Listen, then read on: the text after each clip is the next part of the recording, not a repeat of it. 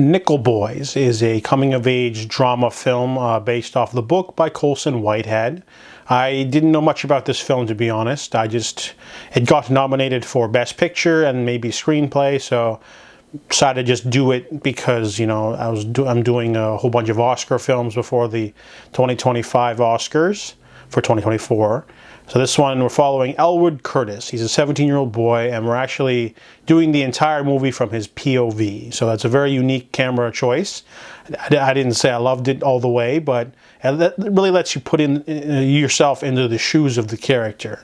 So Elwood is a very bright young man. He's about to go to college for a free program for high-grade students. However, one small incident lands him in trouble with the law, and he ends up going to Nickel Academy, where it's a bunch of young hooligans. There's a white version and a black version, and they say that they're going to be fair, but there's only one way to get out. You have to graduate throughout the 4 levels and become an ace, and then you can leave.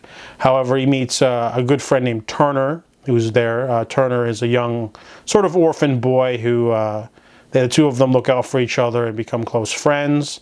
However, Turner's his outlook's a lot more defeatist. He says there's only 4 ways to escape.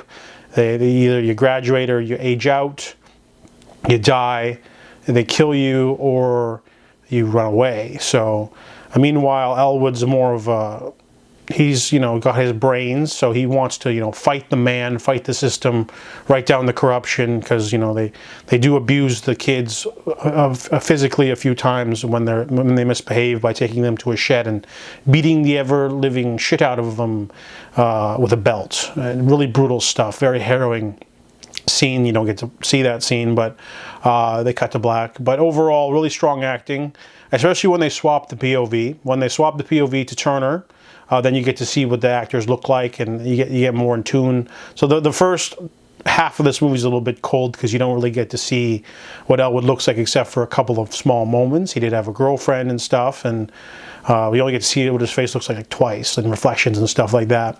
But as the film goes on, it becomes more brutal, and finally we wind down to the finale. The movie's a little bit on the long side, I won't lie.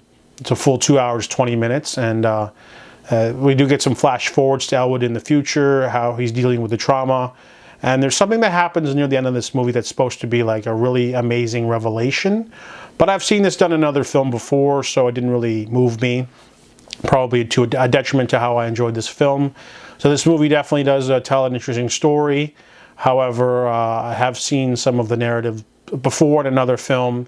The acting's decent. There's some small roles. There's also some loose ends. I'm guessing the book probably tells you what happens to some of the other boys in the school, but the movie doesn't do that. The movie doesn't tell you what happened to certain characters. They mention some of them.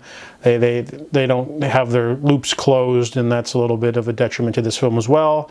Overall, it's a good film, but it's not great. I mean, it could have been a little bit more well-rounded, I feel.